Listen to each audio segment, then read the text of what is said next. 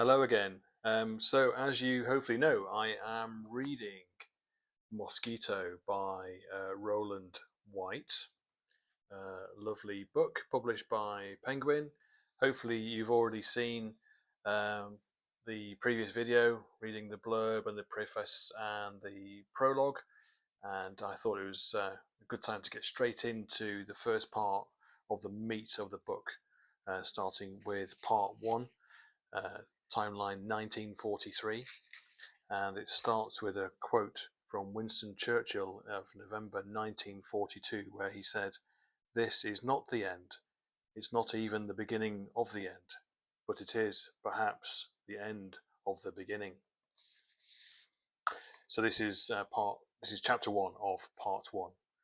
I'm reading this for the first time myself, so I do apologise if I stumble over some of the words here as well. But hopefully you'll get your book and read along with me, perhaps. So here we go. Wing Commander Huey Edwards, VC, Victoria Cross, was beginning to worry. Skimming along at over 300 miles per hour, just 50 feet above the ground, was hard enough in good conditions.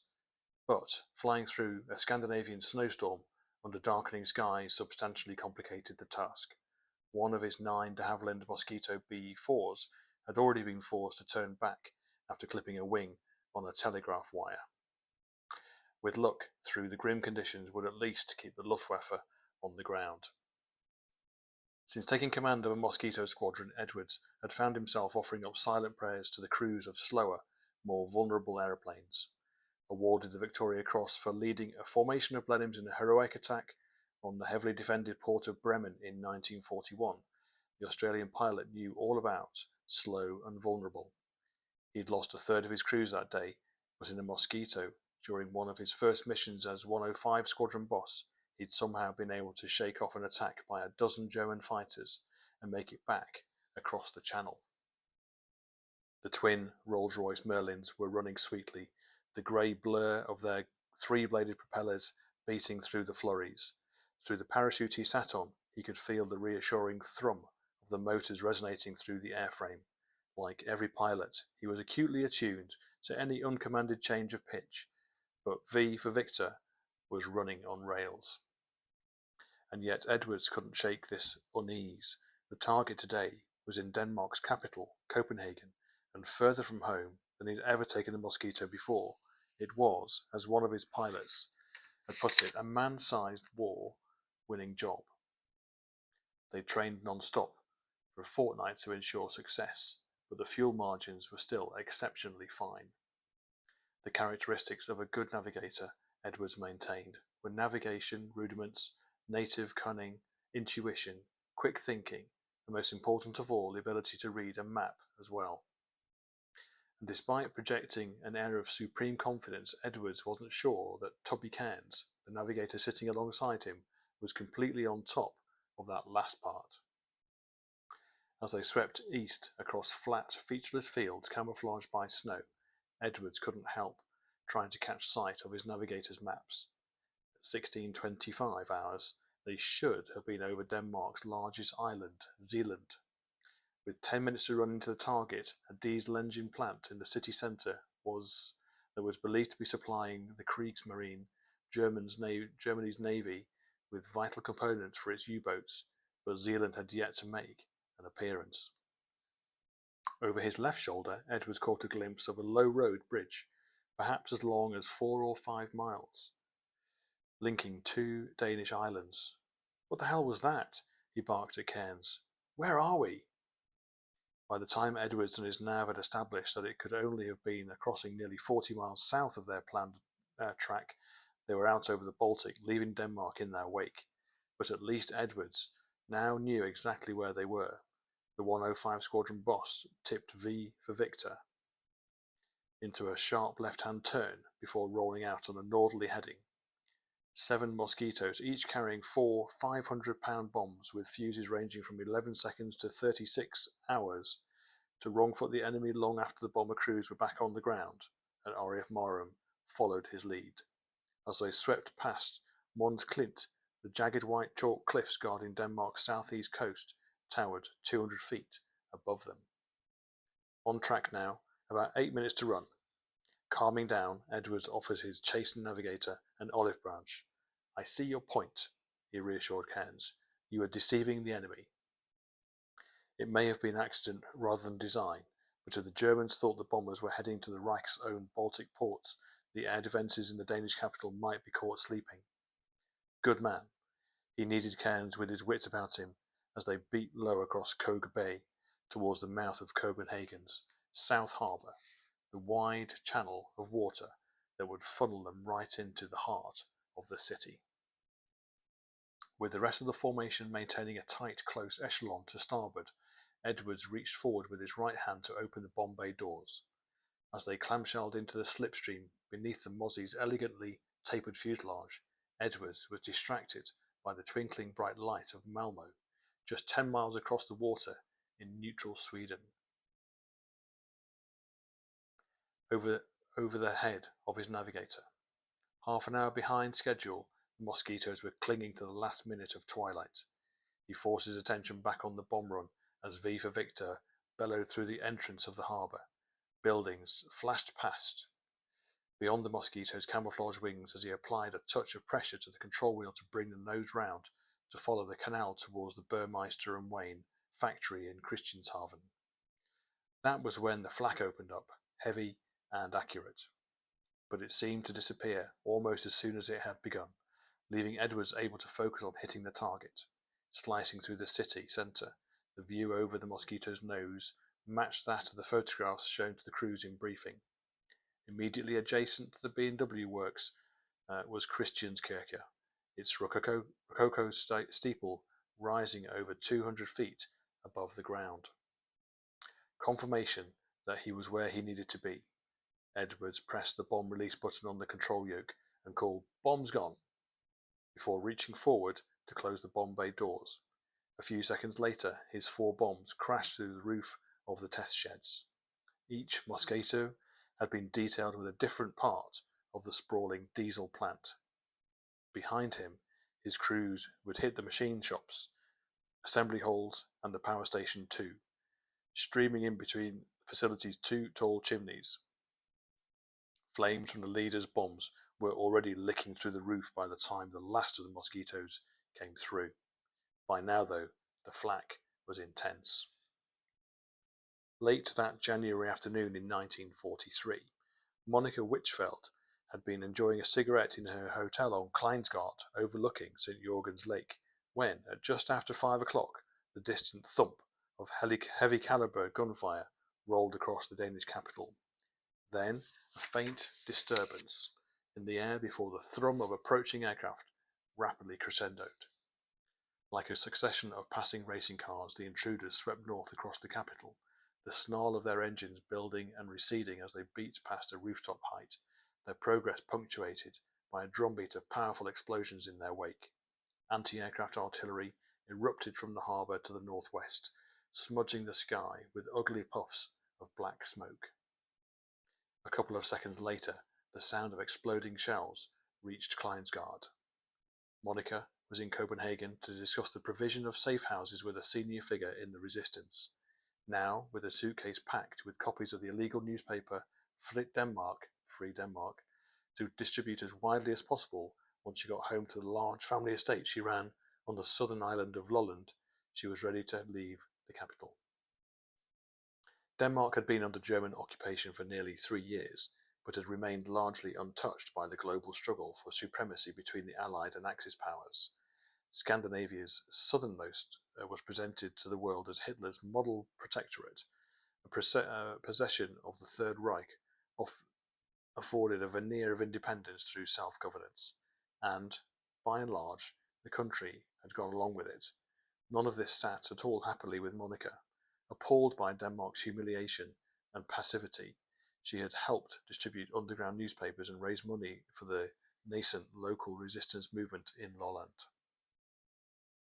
But as much as Monica was eager to restore a measure of national self-respect and dignity, she was driven by an altogether more powerful motive. Since the loss of her beloved brother, Jack, killed in action in the last months of the Great War, she had harboured an unbridled hatred of Germany and all things German. she would do all she could to devote herself to seeing Denmark rid of them. With her husband's 3,000-acre estate, Engestrøfte, at her disposal, she was determined to do more than just deliver papers. Half an hour after the sound of the bomber's engines vanished into the night, the first of the 20-timed fuse bombs detonated, and as darkness fell, Monica enjoyed the glow of the fires lighting up the skyline across St. Jorgen's Lake. With this little act of destruction, she thought Copenhagen had come alive. Monica lit a cigarette, more buoyant about the struggle that lay ahead. Things, she thought, are really beginning to happen. By the time warnings of an incoming air raid reached the National Reporting Centre in Copenhagen at 17:10 hours, Huey Edwards had left the Danish capital behind. Unmolested during the bomb run itself, vigorous anti-aircraft fire had spewed into the air from flagships moored into the northern harbour before his bomb doors were closed. He'd reefed V for Victor into a tight turn to port, figuring that the flak was more likely to be positioned around the city limits. It wasn't enough to stop him catching a chunk of shrapnel in his starboard engine nacelle. Thankfully, the damage appeared to be superficial, and from the right-hand side, Cairns could see the motor was streaming neither smoke nor sparks. Skimming the city's rooftops in the deepening dusk saved his fellow raiders from the attentions of the German guns, but while speed, darkness, and low altitude might have reduced the raiders' risk of being shot down by flak, they were also a lethal combination in their own right. At 17:13 hours, as they passed the town of Holbæk, 20 miles west of Copenhagen, Sergeants James Dawson and Ronald Cox flew into overhead wires that brought their Mosquito crashing to the ground.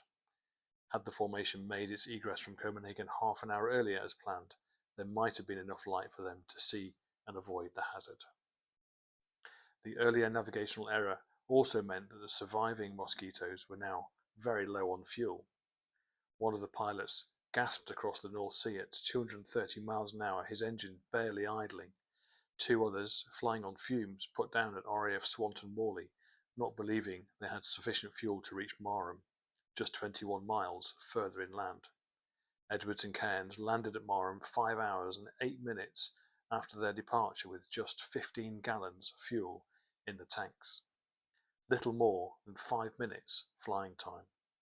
The last crew to make it as far as Norfolk, Sergeant Richard Clare and Flying Officer Edward Doyle, were killed when, starved of petrol, their engines failed. Attempting a forced landing without power in a blackout countryside, they hit a barrage balloon cable and crashed into a tree. Burmeister and Wayne, though, was reported to be still burning 24 hours later, and while it had come to a cost to Edwards' crews, the raid had achieved its objective in spectacular fashion. It had also underlined that while the Mosquito could hit so distant a target, there were some serious challenges and very fine margins involved in doing so. Production of diesel engines, confirmed a report from Stockholm the next morning, was at a standstill. This was great and heartening stuff, thought Edwards. He deserved the satisfaction. The Burmeister and Wayne raid was the revered Australian's last stop as boss of a Mosquito squadron, but he, more than anyone, had been responsible for the Mosquito's now burgeoning reputation, and no one was more acutely aware of just how hard won it had been. When Huey Edwards had taken command of 105 Squadron in July the previous year, one of around 30,000 Antipodeans who served as aircrew during the war, there had been concern that the Mosquito was not delivering on its potential. The widespread introduction of the Luftwaffe's new Focke-Wulf FW-190 meant that the unarmed Mosquito's speed advantage at altitude was no longer decisive. The squadron tried polishing one of their 19 Mozzies to gain a few extra miles per hour. Edwards then rejected a plan to fit it with rear-firing defensive guns for the fear of additional weight would shave a few precious miles an hour off the Mozzie's top speed. The idea of hiding one or two Mosquito fighters heavily armed with cannon and machine guns inside the unarmed Mosquito bomber formation was also mooted, along with dressing 105's bombers in a fighter command paint scheme to warn off predators. None were pursued. And yet, mounting Mosquito losses were becoming a cause for concern. "We have to do something," realised Edwards, and he made it his mission to kill off his policy of high-flying intruder raids by day. In successfully doing so, he established new tactics that ensured the advantage swung back towards the Mosquito, going in at low level, where the Mozzie still enjoyed a meaningful speed advantage over the FW-190s, was, even in daylight, a fair bet, though Edwards was a fair bet, thought Edwards, but to further tilt the odds in his crew's favour, he had something else in mind. If 105 hit their targets at dusk, he figured, they could even withdraw under the cover of darkness. The first dusk attacks were launched against Osnabrück and Münster on the 9th of September 1942. Before the end of the month, the existence of the de Havilland's high-speed bomber was revealed to the British public for the first time when on 25th of September, the BBC reported that 4 105 Squadron Mosquitoes had successfully carried out a low-level pinpoint raid against the Gestapo headquarters in Oslo. "Nazis stung by mosquitoes," read the headline in the Times, along with the first official photograph of the aeroplane released by the Air Ministry. The Mosquito never looked back, yet this remarkable machine had very nearly been strangled at birth.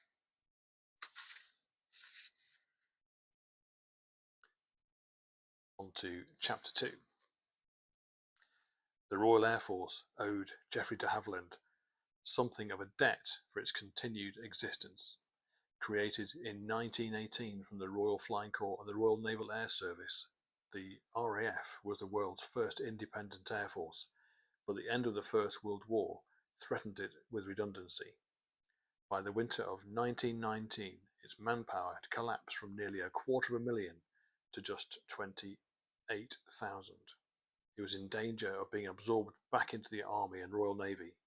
The Chief of the Air Staff, Hugh Boom Trenchard, had other ideas, however. Backed by the then Secretary of State for War and Air, Winston Churchill, and in the teeth of opposition from its older siblings, the fledgling service was granted a year-long stay of execution in which to consolidate and demonstrate its validity. Trouble in East Africa gave Trenchard his opportunity in the shape of Muhammad Abdullah Hassan, the Mad Mullah. An unsuccessful near 20-year campaign to pacify Hassan's dervish insurgency in British Somaliland had already cost taxpayers millions of pounds. Trenchard argued that air power could bring the resistance to a swift conclusion. The Z unit of a dozen de Havilland DH-9 Alphas, dispatched from the UK aboard HMS Ark Royal, was in theatre and ready for action by the middle of January 1920. 3 weeks later, the RAF bombing campaign, supported by the Army's Camel Corps, had driven Hassan into exile in Ethiopia, bringing the war to an end. But it was the bargain secured in blood and treasure of the RAF's short campaign that was so compelling. Z Unit hadn't suffered a single combat loss. The cost to the taxpayer was just £77,000, and the value to Trenchard was incalculable. Churchill handed leadership of the much larger job of imperial policing in Iraq to the Air Force and thereafter the whole Middle East. Despite continuing sniping from the Army and Navy, the independence of the RAF was secure. Not that this won de Havilland any favours. "You really think you know enough about it to build a flying machine?" It was a legitimate enough question for the old man to ask of his grandson before parting with £1,000 legacy. But 26-year-old Geoffrey de Havilland's mind was made up. Inspired as a child by hot air balloons and Jules Verne's best-selling aerial adventure, The Clipper of the Clouds, de Havilland became infatuated with reports coming back from France of the Wright brothers' flying displays in Le Mans. It was the summer of 1908, and after a lifetime spent tinkering with all things mechanical and electrical with his late brother Ivan, all previous ambitions to build cars and motorcycles were pushed aside. The aeroplane, thought de Havilland, although he'd never actually seen one fly, was the machine to which I was prepared to give my life. "Yes," he told grandfather, "I certainly do, and I've an overwhelming desire to fly." 2 years later, de Havilland took to the sky in his second design, becoming one of the last self-taught pilots in the UK.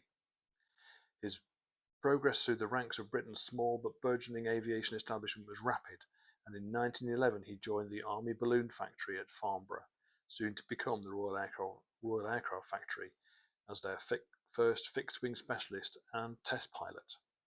Alongside de Havilland himself, the War Office also acquired its very first aeroplane in the shape of the machine he had designed and built. Thousands more would soon follow. Feeling stifled by the government work, de Havilland joined manufacturer Airco, the Aircraft Manufacturing Company Limited, as their chief designer months before the outbreak of the First World War. A series of designs culminated in the DH-4, a fast single-engined reconnaissance bomber that Trenchard, in a letter from the front line, described as first-rate, going on to enthuse him about how, for a large machine, it is extremely handy to fly. The DH-4's aerodynamic qualities were, said the National Physical Laboratory, unequalled. A total of 1,450 were built in the UK, and a further 3,220 in the United States for the US Army Air Service. And by the war's end, nearly 20% of the 20,000 plus aircraft on charge with the RAF were de Havilland designs, largely the DH-4 and its successor, the DH-9. De Havilland's contribution to the First World War was by measure a substantial and successful one. 20 years later, however, the picture looked very different. There was still a case to be made for the de Havilland being the single most significant aircraft manufacturer in the country. Not only had nearly every pilot in the RAF learned to fly in one of more than 9,000 DH-82 Tiger Moth biplanes that would ultimately be built, but the Hamilton propellers, built under license by the company, were used across the RAF front line by the Hurricane, Spitfire, Defiant, Battle, Lysander, Whitley, Hampden, Wellington, Sunderland, and more. De Havilland was the largest producer of propellers in the world, but on the day war was declared in 1939, they had no frontline fighter or bomber design of their own. After setting up his own company in 1920, followed by the demise of Airco, Geoffrey de Havilland quickly became frustrated by the bureaucracy, moving goalposts and meddling attendant with trying to build combat aircraft in peacetime.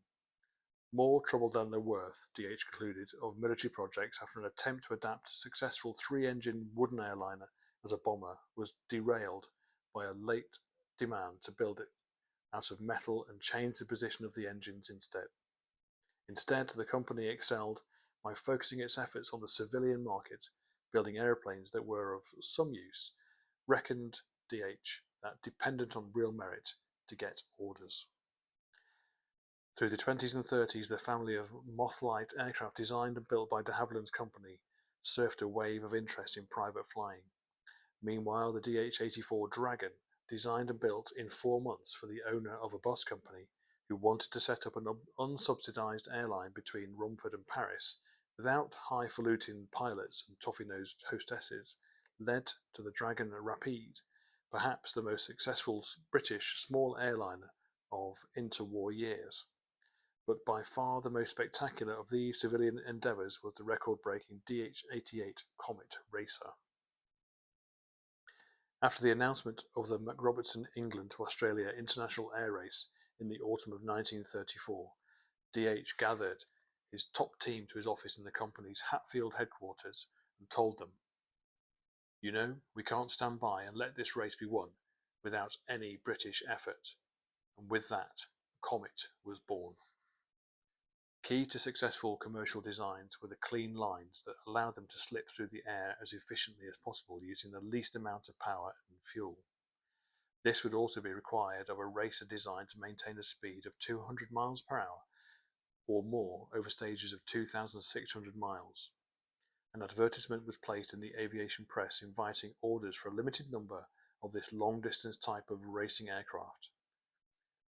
Although no other details were shared, the first Comet was ordered at the end of February. De Havilland had 7 months to ensure that the clean twin-engine monoplane design that emerged from the drawing boards was ready to compete. Despite the aircraft incorporating a number of features, including a British aircraft for the first time, flight testing that would normally span months was compressed into just a few short weeks. Orders for 2 more DH-88s had followed, and all 3 were delivered in time to start the race from Mildenhall to Melbourne in October. DH reckoned the effort to prepare them had left all involved half dead from exhaustion, but it proved worthwhile.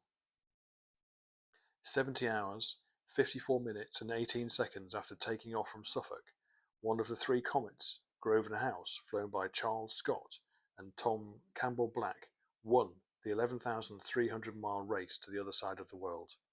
Of their marathon flight, Scott said, "It was lousy, and that's praising it." By contrast, the runner-up was an American-built Douglas DC-2 airliner capable of carrying 14 passengers in relative comfort. There was acute disappointment back at Hatfield that they'd had no choice but to enter the race with a small 2-seat aeroplane designed specifically for the job. Letters were written to the Air Ministry urging them to support the building of a prototype high-speed transport to compete with the likes of Douglas and Boeing, because one by one of the big American air transport companies are turning to American equipment. By the time a commitment was eventually dragged out of the ministry in early 1936 to cover half of the cost of building 2 de Havilland's elegant DH-91 Albatross airliners, alarm over Nazi Germany was intensifying. Britain was on the cusp of full-scale rearmament, and as much as the focus had been on civilian work since the end of the last war, DH was determined that his company would play its part in any future conflict. In the summer of 1935, de Havilland had produced a rough feasibility study that considered the potential of the Comet as a high-speed, unarmed bomber capable of carrying a 1,000-pound bomb load over a distance of 1,000 miles. While the scheme was never pursued, it did at least provide a glimpse of de Havilland's direction of travel. The problem was that their preferred destination was not entirely the same as that of their customer. The following year, the RAF issued a requirement for a twin-engine bomber armed with defensive gun turrets, front and rear, with the highest possible cruising speed. After examining the possibility of using their Albatross airliner as the basis of a response, de Havilland concluded that the specification could not be met. The RAF's formula would inevitably result in an aeroplane that was underpowered and overweight. So instead, thoughts at Hatfield turned to the success of the DH-4 during the First World War for inspiration. By removing the gun turrets and reducing the crew to 2, it would be possible to build a streamlined, lightweight bomber, unencumbered by defensive weapons, that used high speed alone to stay out of trouble. Armed with drawings and calculations outlining estimated performance, de Havilland and his chief engineer presented their proposal to officials of the Air Ministry in October 1938. "Forget it," they were told. "You people haven't produced a war machine for years." The civil servants suggested de Havilland ease themselves back into military work by designing a wing for another company's aeroplane, and they thought they had just the ticket. It's called the Ape. Disconsolate, the pair drove back from London, past newspaper billboards promising "crisis latest" following Germany's occupation of Czechoslovakia's Sudetenland in the wake of the Munich conference. But before they reached Hatfield, DH's mood had changed. Turning to his colleague, he told him, "We'll do it anyway." Immediately after Germany's smash and grab in Czechoslovakia, Monica Witchfeld wrote to her son warning of when the day comes when they want Denmark. Born in London into an aristocratic Anglo-Irish family, she'd always seemed too large a personality to be constrained by the prospect of provincial life in County Fermanagh. It was a view apparently shared by the 2 schools that expelled her. Now, 48 years old and elegantly dressed in designer clothes, the dusting of grey hair around her temples had done nothing to diminish Monica's full-throttle approach to life. Marriage to Jürgen de Witchfeld, a Danish diplomat she met in London's fashionable Café de Paris, had provided her with a route out of rural Ireland.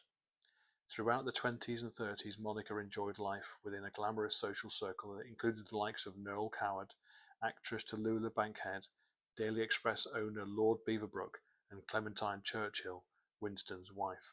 When Jurgen's spendthrift approach to money and a slump in Danish agriculture combined to squeeze the Wichfeld's family's finances, Monica maintained their lifestyle with hitherto untapped entrepreneurial flair. A costume jewellery business, no cracks, a nail protection product, and a fragrance created by Coco Chanel, labelled Monica 55, were all successful. She had brought the same dynamism to running her husband's estate. Engestoft, the 40-room manor house at its heart, lay at the end of a long drive lined with elms and lime trees. Staff cottages, a pair of churches, a Chinese pavilion over a freshwater spring, and the property's 2-mile-long lake were all part of the package. When war was declared, she was living at her mother's house on the Italian Riviera. After a brief visit to Denmark in the summer of 1939, she was convinced that when she next returned, her adopted country would be under German occupation. She had no intention of meekly accepting Germany's belligerence, however, and after travelling on to London, she readily agreed to her friend Max Beaverbrook's invitation to make herself useful as an intelligence asset on her return to Mussolini's Italy. Keep in touch, he suggested. Occasional reports on the situation might be useful. A year later, while Monica sent reports via America on Italy's slide towards the Axis, her friend was appointed to the role of Minister of Aircraft Production by Winston Churchill. And, from this unassailably powerful new position, Beaverbrook was doing his best to kill off de Havilland's plan to build a fast, unarmed bomber once and for all. While the Air Ministry had been sceptical about de Havilland's ability to deliver on their ambitious performance claims, many in the higher echelons of the RAF were doubtful about the very notion of an unarmed bomber, but not all. Critical support for de Havilland's proposal was provided by Air Marshal Wilfrid Freeman. Since 1938, Freeman had been responsible for all research, development and production of new aircraft for the RAF. As a young pilot, though, he'd commanded squadrons of de Havilland DH-4s in the Royal Flying Corps. He'd experienced firsthand the merits of high-speed bomber that could hold its own against enemy fighters, and like DH, who first met Freeman at RFC HQ in France during the First World War, he could see a place for such a machine alongside the fighters and heavy bombers that were the focus of the RAF's urgent rearmament. He unpicked the logic of a proposal by the Assistant Chief of the Air Staff to saddle de Havilland's design with machine gun turrets, telling him, "You want a bomber so fast that it will have the legs of an enemy fighter, but you decide it will not be fast enough and will therefore make it slower by adding defensive armament." And he got round the stubborn resistance of the head of Bomber Command by using a separate RAF requirement for a high-altitude reconnaissance aircraft to place an order for 50 Mosquitoes straight off de Havilland's drawing boards. From the outset, it was understood that the sleek design, if successful, had the potential to be developed into separate reconnaissance, bomber, and fighter versions. De Havilland was on its way, until, that is, Wilfrid Freeman's department was brought under Max Beaverbrook's control. Demanding complete focus on the production of a Big Five of core aircraft, the Spitfire, Hurricane, Wellington, Whitley and Blenheim, the new Minister of Aircraft Production told Freeman to cancel the order. But he failed to put it in writing. And so while de Havilland were briefly diverted by an order to build 20-pound bomb racks for the Tiger Moth to be used against German lines in the event of an invasion, Freeman, without formal instruction from his boss, allowed work on their unarmed bomber to continue. The Tommy gun in the corner of the Air Marshal's office was, it was said, to be used on Beaverbrook if he made any further attempt to pull the plug. To prevent any meddling with the design, Freeman told DH that he alone was to be the ultimate authority on any decisions relating to the specifications of the firm's new aircraft. Speed of production, he stressed, was to be of first importance. The birthplace of de Havilland's new aeroplane in the Hertfordshire village of London Colney could hardly have been more steeped in English history. Built on the site of an old manor house, recorded in the Domesday Book, Salisbury Hall, the elegant red brick mansion that replaced it was commissioned by a banker to King Henry VIII before, later being used for tryst between Charles II and his mistress, Nell Gwynn. When Winston Churchill's mother moved in 1905, the actress's ghost was said to still walk the halls of the house.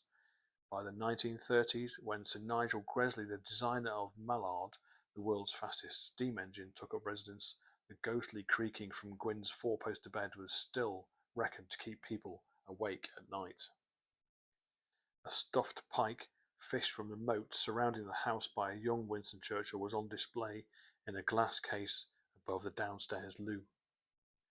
But for R. E. Bishop, de Havilland's chief designer, Salisbury Hall's most important feature was of more practical concern. The large ballroom would serve as a studio for his draftsmen as they fleshed out the design for the new speed bomber. Away from the company's headquarters in nearby Hatfield, their work was not only safe from Air Ministry interference, but also the intentions of the Luftwaffe. Sustained by cups of tea using fresh milk taken directly from cows in the field next door, the design team had a mock-up of de Havilland's new aeroplane hanging from the ceiling of the kitchen by Christmas of 1939.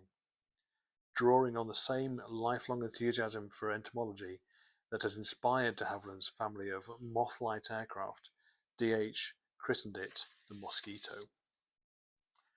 Around Whitehall, it was disparaged as Freeman's folly, and only the Royal Navy, who had a requirement for a fast target tuck to help train their anti-aircraft gunners, seemed to have any great enthusiasm for it. But through the spring and summer of 1940, as Britain and the Commonwealth stood alone against Germany, the prototype de Havilland Mosquito took shape in a small hangar built behind Salisbury Hall, and, on the face of it at least, it appeared to be the very antithesis of an environment from which you might expect a state-of-the-art warplane to emerge. In place of the tang and clang of metalwork, there was the warmer, organic bouquet of timber yard and the softer sounds of planes and sandpaper, sawdust instead of sparks. The men in brown coats were carpenters as much as engineers, the detailed production drawings guiding them specifying not just size, shape and position, but also the required orientation of the grain of each component, because, against all expectations and contemporary wisdom, Britain's most ambitious new warplane was to be built of wood. Wilfred Freeman had demanded speed of production, and the de Havilland estimated that if they used wood, it would be ready to go into production a year earlier than if they chose to build it from metal. That fact alone had been critical to ensure the Mosquito's survival, but as a construction material, wood had a lot more going for it than that. Strong in both compression and tension, wood had been humankind's most effective weapon since Homo sapiens first emerged in East Africa 300,000 years ago. While the Industrial Revolution had seemed to signal the permanent ascendancy of metal as a material, it also gave rise to the mechanical tooling required to exploit wood's potential as never before. Metal enabled the mass production of the rigging blocks required for the Royal Navy's rearmament in the early 19th century to be accomplished by 10 men rather than thousands. The arrival of the ironclad era didn't alter that fact. Weight for weight, wood was as stiff as metal. There would always be a ceiling on the size of a wooden component, however. Wood could not be cast or forged. A single block could never exceed the volume of the tree it came from. Most critical of all, though, a metal didn't contain the anisotropy that characterizes wood, that is, the difference in its properties across or along the grain. Unlike metal, the orientation of a piece of wood mattered, but plywood put paid to that. The invention of the rotary lathe by Alfred Noble's father, Emmanuel, in 1851 made it possible. Noble's machine worked by turning a log into something akin to a toilet roll of thin wooden veneer, by then sandwiching together sheets of the resulting veneer, with each layer's grain at right angles to those above and below. Anisotropy ceased to be an issue. The construction of a monocoque fuselage in which the outer skin was self-supporting and the integral to the aeroplane structure became a reality. Although pioneered by the French aviator Armand Deperdussin in 1911, Plywood's suitability as a material for building modern combat aircraft stemmed from the order for 3,400 Airco DH-4 biplanes from the US Army Air Service in 1917. Construction of each of the fast bombers that had first inspired Geoffrey de Havilland's thoughts of the Mosquito required 500 square feet of plywood. Such was its importance to the nation's defence, the US government sponsored the Forest Service Forest Products Laboratory to conduct research into its physical and mechanical properties and the glue required to stick it all together. Up until that point, most US wood glue was made using gelatin extracted from hides, hooves, bones, and vegetables. But in search for more water-resistant adhesive, FPL concentrated its research on casein glue made from cheese and vinegar, the basic recipe for which had been around since ancient times. Their new formula, capable of surviving 24 hours in boiling water, followed by 10 days in a tank at room temperature, was immediately put to work, sticking together the Army's new fleet of DH-4s. Alongside their research on glue, the FPL studied the wood itself, instigating standard measurements to record the results of their experiments into joining, cutting, layering, bending, twisting, and shrinking, tension, strength, and stiffness, developing techniques that saw them introduce improvements to the DH-4's wing that were adopted by de Havilland back at Hatfield. Such was their success that by 1936 de Havilland had opted to build a four-engined, 22-seat airliner, the DH-91 Albatross, entirely out of wood and plywood, and 4 years later, the Mosquito. In the case of the latter particularly, there were compelling reasons for doing so. As the Albatross illustrated so beautifully, de Havilland had become the world leader in the construction of advanced aircraft. Geoffrey de Havilland thought it was probably the largest high-performance wooden airliner ever made. The seamless plywood surface of its monocoque shell, unblemished by panel gaps and rivets, lowered drag and increased speed. The Mosquito would share its predecessor's slipperiness. Built in two separate halves, the fuselage was then fitted with all the necessary wiring and plumbing before being glued together like a clamshell. To add structural strength, the port and starboard wings were constructed as a single entity before the whole tip-to-tip plank was slotted into the fuselage behind the cockpit like the cross-member of a crucifix. At a time when the Air Ministry had shown no appetite at all for the project, DH had been able to argue that building a prototype would make no demand on strategic materials, principally aluminium, all stocks of which he understood were already allocated. Behind the sandbags that surrounded Salisbury Hall and its outbuildings, de Havilland's hive of draftsmen, engineers, artisans and craftsmen worked through the spring and summer of 1940 in great secrecy. When one of their number contracted appendicitis, the doctor who examined him was brought to the compound wearing a blindfold. By the end of October, work was finished on a machine that had already had the look of a thoroughbred. On 3rd November, after being partially dismantled and loaded onto an articulated lorry, the prototype was driven to de Havilland's HQ at Hatfield. 3 weeks later, Whiskey 4050 was ready to fly. Finally shorn of the tarpaulins deployed to hide her from prying eyes on the ground, the Mosquito was an imposing sight, at once sleek and muscular. She appeared, thought DH, to be largely made up of engines and propellers. All the same, he was nervous. He found himself walking to and from his car, aimlessly opening and shutting the door, as he tried to put out of his mind all the things that could go wrong on a first flight. It had been just 11 months since work had started on the first Mosquito, and in the cockpit was his son, Geoffrey, the company's chief test pilot, dressed for the occasion in a stylishly tailored lounge suit and bright socks. But DH needn't have worried when, on an overcast autumn day, Geoffrey landed after a trouble-free half-hour flight.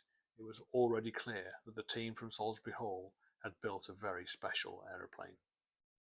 A single year separated the first flight of the RAF's last biplane fighter, the Gloucester Gladiator, in 1934, and that of the Hawker Hurricane 6 years on, the Mosquito represented a further generational leap in performance and potential. Never was the old aviation adage that if it looks good, it flies good more true than of the streamlined and beautifully proportioned de Havilland fighter bomber. The rightness of the design reflected its performance in the air, marrying two of the superlative Rolls-Royce Merlin engines that powered the Spitfire, Hurricane and Lancaster with the smallest useful airframe resulted in a machine that enjoyed power in abundance. Burying the radiators in the wing roots between the engine nacelles and fuselage to reduce drag and a few extra pounds of thrust gained from carefully designed exhaust enhanced that power, as UF Army Air Corps General Hap Arnold was to discover when he visited Hatfield in April 1941. Geoffrey de Havilland, now supremely confident in the Mosquito's ability, flew a spectacular aerobatic display, wheeling around the sky above the de Havilland factory in thrilling fashion. At its conclusion, he dived towards the airfield, his engine snarling at full power, before making a low, fast run across the watching crowd, then pulling the aeroplane into a rocket-like vertical climb to 3,000 feet. As a finale, he did it all over again, using just one engine. If Hap Arnold had felt at all jaded after turning in at 2 a.m. the night before following dinner with Winston Churchill, it failed to dampen the impression made by de Havilland's yellow-painted prototype. 18 different British designs being put through their paces for the General. Some, he thought, very impressive, some not so hot. The Mosquito, though, was deemed outstanding. The USAAC chief did return to Washington along with a full set of plans for the aircraft, knowing that if de Havilland's masterpiece could outperform anything in the US arsenal. With the potential of their speed bomber now clear, orders began to pour in for fighter bomber and reconnaissance variants. Demand from the front line put paid to the Royal Navy's plan to use the Mosquito as a target tug, though as de Havilland embarked on building the most powerful fleet of wooden war machines since the heyday of fighting sail. So that's chapters 1 and 2 of part 1 of Mosquito. Quite an in-depth history of how the aircraft came about, but quite interesting, and I'm sure that will feed into the bulk of the rest of the book. Hope you're enjoying it so far. Wait for part 3 in another video. Take care.